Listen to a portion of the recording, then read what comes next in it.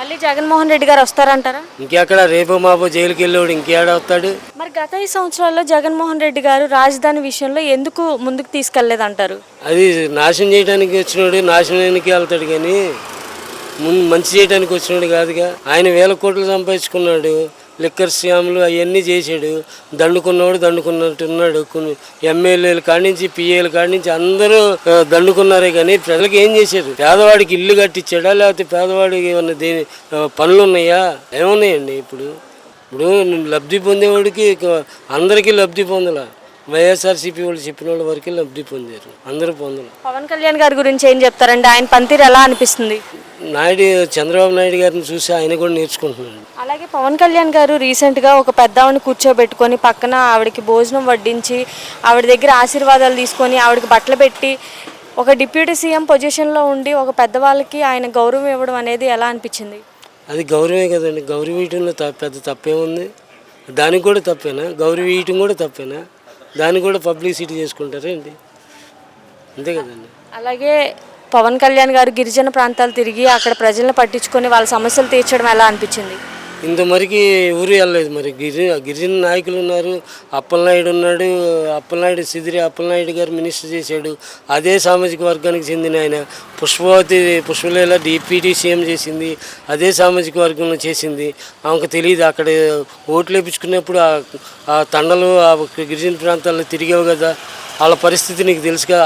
ఆ జాతిలో నుంచి వచ్చిన దానికి నీకు తెలుసు కదా వాళ్ళు పడే బాధలు. మరి అప్పుడు ఎందుకు పట్టించుకోవాలా? ఇప్పుడు సీఎం హోదాలో ఆయన చూస్తున్నాడు కాబట్టి, ఆయన చూశాడు కాబట్టి వెళ్తున్నాడు. డోలీ సావులు ఉండకూడదనేగా ఇప్పుడు చంద్రబాబు నాయుడు గారు కూడా అదే అంటున్నాడు. డోలీ సావు అనేది లేకుండా అక్కడికి మూల ప్రాంతాలకి కొండ ప్రాంతాలకి ఇప్పుడు ఏఎన్ఎంని నర్సుల్ని అందరిని పంపిస్తున్నారు కదండి. లోకేష్ గారి గురించి ఏం చెప్తారు? ఆయన గురించి బాగానే జరుగుతుందండి. ఆయన బాగానే చేస్తున్నాడు. విద్యలో ఇప్పుడు ఫీజు రిమూవ్మెంట్స్ ఆగిపోయిన బిడ్డలు ఆ పిల్లలకి ఫీజు రిమూవ్మెంట్స్ జగన్ 3 కిస్తీలు వేసి ఒక కిస్తీ అగ్గొట్టి వెళ్ళిపోయాడు. ఇప్పుడు వీళ్ళు ఇస్తున్నారు. నువ్వు ఉన్నంతసేపు ఫీజు రిమూవ్మెంట్స్ ఇస్తానన్నావు. నా కొడుకే ఉన్నాడు. నా కొడుకు బీటెక్ చేశాడు. 28,000 నేను కట్టా సర్టిఫికెట్లు ఇవ్వకపోతే. జేఎన్టీయూలో సర్టిఫికెట్లు ఇవ్వకపోతే నేను 28,000 నేను కష్టపడి నేను వరదలు వచ్చిన డబ్బు అటు గవర్నమెంట్ ఇచ్చిన డబ్బులు అటు పెట్టి ఆ పిల్లడి భవిష్యత్తు బాగుపడాలని ఆ డబ్బులు తీసుకొచ్చి అటు కట్టుకొని ఫీజు సర్టిఫికెట్లు ఇచ్చాను. మరి ఐటీ మినిస్టర్ నారా లోకేష్ గారి ద్వారా యువతకి రాబోయే రోజుల్లో ఒక బంగారు భవిష్యత్తు అనేది ఏర్పడిద్ది అంటారా? వస్తుందనే ఆశపడుతున్నాం. ఇప్పుడేగా స్టార్ట్ అయింది. అడిగేసారు, అడుగు ముందుకు పడాలి కదా. మళ్ళీ జగన్మోహన్ రెడ్డి గారు వస్తారంటారా? ఇంకెక్కడ రేపు మాపో జైలుకి వెళ్ళాడు ఇంకేడ వస్తాడు. కానీ 30 ఏళ్ళు మందే పరిపాలన, నెక్స్ట్ ప్రభుత్వం మందే అని అంటున్నారు కదా. 30 ఏళ్ళు జైలు శిక్ష అదే పరిపాలన, జైల్లో ఉండటమే పరిపాలన. నా పేరు భాస్కర్ అమ్మ. ఎలా ఉందండి కూటమి పరిపాలన? ఫస్ట్ క్లాస్గా ఉంది. గత 5 సంవత్సరాలు చూసారు కదా, గత 5 సంవత్సరాలు ఎలా అనిపించింది? ఇప్పుడు బాగుంది. ఎందుకని గత 5 సంవత్సరాల్లో మరి జగన్మోహన్ రెడ్డి గారు ప్రజలకు మంచి పరిపాలన అందించాను, ప్రజలకు మంచి చేశాను అని అంటున్నారు కదా. ఎవరికి ఇచ్చారు? ఏం చేశాడు ఆయన అందరినీ సోమరిపోతులు చేసినాక ఆయన ఎవరికైనా ఇది చేశాడా? రేట్లు ఏమన్నా అదుపులో ఉన్నాయా? దేంట్లో మంచి పని చేశాడు ఆయన? రోజా గారు కూడా అంటున్నారు కదా, గత 5 సంవత్సరాల్లో మంచి అభివృద్ధి చేశాం మేము, రోడ్ల పరంగా కానివ్వండి ప్రతి ఒక్కటి కూడా అని. రోడ్లు ఇప్పుడే గుంటలు పూర్తుంది. గుంటలు ఎక్కడి నుంచి వచ్చినాయి? మరి 4 రోడ్లు అయితే అంతే కదండి. గుంటలు ఎక్కడి నుంచి వచ్చినాయి? జనాలు తవ్వారా? జనాలు ఏం తవ్వలేదుగా. రోడ్లు అయితే రోడ్లుగానే ఉంటాయి, ఇక కనపడతాయి. ఇక ఇప్పుడు రోడ్లు చూడు ఎట్లున్నాయి, అప్పుడు రోడ్లు చూడండి. అలాగే ఈ ప్రభుత్వం వచ్చిన తర్వాత రీసెంట్గా అమరావతి పునఃప్రారంభం చేయడం అనేది ఎలా అనిపించిందండి మోడీ గారి చేతుల మీదుగా? దేశానికి గర్వకారణం ఏది అంటే రాజధానిగా. అందరికీ రాజధాని ఉన్నప్పుడు సొంత ఇల్లు ఉన్నవాడికి సొంత ఇల్లు చెప్పుకుంటాడు కానీ పొరుగు ఇల్లు వెళ్ళి మన ఇల్లు ఉందంటే ఎవడు ఒప్పుకుంటాడు? మీ పేరు? కృష్ణమోహన్ అండి. బాబాయ్, చంద్రబాబు నాయుడు గారి పరిపాలన ఎలా అనిపించింది? మా వరకు అయితేనండి, మామూలుగా ఇంతకుముందు 3,000 ఉన్న పెన్షన్ 6,000 చేసి మాకు ఉపయోగకరంగా ఉంది. వాటి వల్ల మా ఖర్చులు మాకు అవసరాలు తీరుతున్నాయి. అలాగే మా ఇంట్లో వాళ్ళకి ఏమన్నా 1,000 అలాగే ఇవ్వాలనుకున్నా కానీ ఇవ్వగలుగుతున్నాం. బాబాయ్, మీలాంటి వికలాంగులకి అమాంతంగా 3,000 పెంచడం అనేది ఎలా అనిపించింది బాబాయ్ ఈ ప్రభుత్వంలో? మాకు మంచి ఆసరాగాను తోడ్పాటుగా అనిపించింది. ఒక 3,000 పెరగడం అనేది మంచి విషయం కదా. ఒక 100 రూపాయలు రోజుకి పెరగడం అనేది మంచి విషయం, మాకు హెల్ప్గా ఉంది. బాబాయ్ అలాగే చంద్రబాబు నాయుడు గారు రాగానే మీలాంటి వాళ్ళకి 6,000 పెన్షన్ చేస్తాను అని చెప్పేసి అని అన్నారు కదా, నిజంగానే చేసి ఆయన మాట మీద నిలబడ్డారంటారా? నిలబడ్డారు కదా, ఇస్తున్నారు కదా. గత 5 సంవత్సరాలు చూశారు కదా, గత 5 సంవత్సరాలు ఎలా అనిపించింది బాబాయ్? గత 5 సంవత్సరాల్లో అయితే అంతకుముందు అయితే నాకు పెన్షన్ లేదండి. అసలు వైసీపీ గవర్నమెంట్ వచ్చిన 18 నెలలకి నాకు, అంటే అంతకుముందు పెడితే మా మేనమామ గారి రేషన్ కార్డులో నా పేరు ఉంది, 2 ఇంటి పేర్లు ఉన్నాయని ఎన్నిసార్లు పెట్టినా కానీ రిజెక్ట్ చేస్తూ వచ్చారు వాళ్ళు. నాకు నేను పెడతా ఉన్నా. ఆ రకంగా నాకు అప్పుడు మొన్నటి దాకా రాలేదు. జగన్ గవర్నమెంట్ వచ్చినాక పెట్టుకుంటే 3,000 వస్తున్నాయి.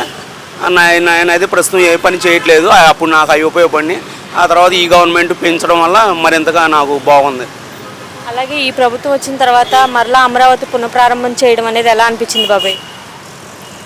దాని మీద పెద్ద అవగాహన లేదండి. మరి అమరావతి డెవలప్ అయితే మనకి చాలా బెనిఫిట్స్ ఉంటాయి కదా. అమరావతి ఉద్యోగాలు కానివ్వండి, కంపెనీస్ కానివ్వండి. మరి అది డెవలప్ అయితే మన దగ్గరలో ఉన్న వాళ్ళకి అది బెనిఫిట్స్ ఉంటాయి, బాగుంటుంది కదా. అలాగే మరి కొంతమంది వేరే వాళ్ళు ఏమైతే సమస్యలు ఉంటాయి, అద్దెళ్ళు రేట్లు పెరిగిపోతాయి అన్నట్టుగా ఒక సమస్య వాళ్ళు చెప్తున్నారు.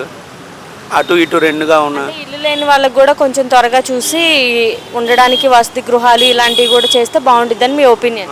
అంతేనండి. బాబాయ్ అలాగే ఏం చెప్తారు చంద్రబాబు నాయుడు గారి గురించి చెప్పాలంటే? గతంలో కూడా ఆయన పరిపాలన అనేది చూశారు కదా. గతంలో ఆయన పరిపాలన చూసాము. అయితే మనం రాష్ట్రం విడిపోయింది కదా, లోటు బడ్జెట్లో ఉన్నాము.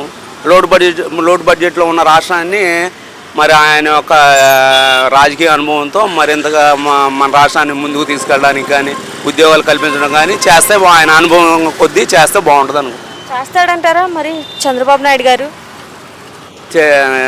చేస్తామని చెప్తున్నాడు, నమ్ముతున్నామండి. బాబాయ్ అలాగే హైదరాబాద్ని ఆయన ఒక హైటెక్ సిటీగా మార్చారు. అలాగే రాబోయే రోజుల్లో మన ఏపీకి కూడా ఒక మంచి అభివృద్ధి తీసుకొస్తాడంటారా చంద్రబాబు నాయుడు గారు? మరి ఒకసారి ఒక చోట మేలు చేసిన వ్యక్తి రెండో చోట కూడా మేలే చేస్తాడు కదా. ఆ యొక్క ఆలోచన, ఆ యొక్క అనుభవం ఉపయోగపడుతుందిగా, ఆ రకంగా మేలు చేస్తాడు. పవన్ కళ్యాణ్ గారి గురించి ఏం చెప్తారు?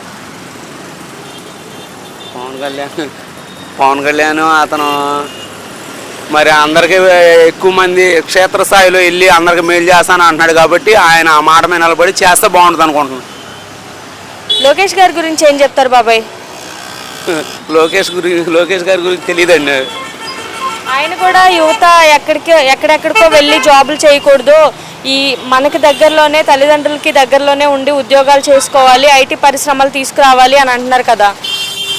అయితే మనకున్న అవకాశాలు పరిమితంగా ఉన్నాయా లేకపోతే అపరిమితంగా ఉన్నాయా అన్నది ఒక ఆలోచన ఉండాలి కదా. ఇప్పుడు గ్లోబలైజేషన్ అయిపోయినాక ఎక్కడెక్కడ విదేశాల్లో వెళ్ళి అందరూ జాబులు చేసి స్థిరపడుతున్నారు. వెళ్ళొచ్చు, ఎక్కడ వెళ్ళొచ్చు. అలాగే మనకు ఉన్న స్థలంలోనే మనం సాధించుకుంటే మంచిదే కదా. మరి ఈ ప్రభుత్వం ద్వారా రాబోయే రోజుల్లో యువతకి బంగారు భవిష్యత్తు ఉండిద్ది అంటారా? ఉండిద్ది అని నేను అనుకుంటున్నాను, ఉండాలని కోరుకుంటున్నాను. మీకైతే ఏది మంచి ప్రభుత్వం అంటారు? నాకైతే ప్రజెంట్ బాగుందండి. ఒక మాటలో ఏం చెప్తారు ఈ ప్రభుత్వం గురించి? ప్రజలకు మరింతగా మేలు చేయడానికి ప్రయత్నించాలని ఈ ప్రభుత్వానికి చెప్తాను. మరి మీలాంటి వృద్ధులకి ఇంకా మీలాంటి వికలాంగులకి రాబోయే రోజుల్లో ఇంకా మంచి అండగా ఉంటుంది అంటారు ఈ ప్రభుత్వం? అండగా ఉండాలి, ఉంటుందని అనుకుంటున్నామండి.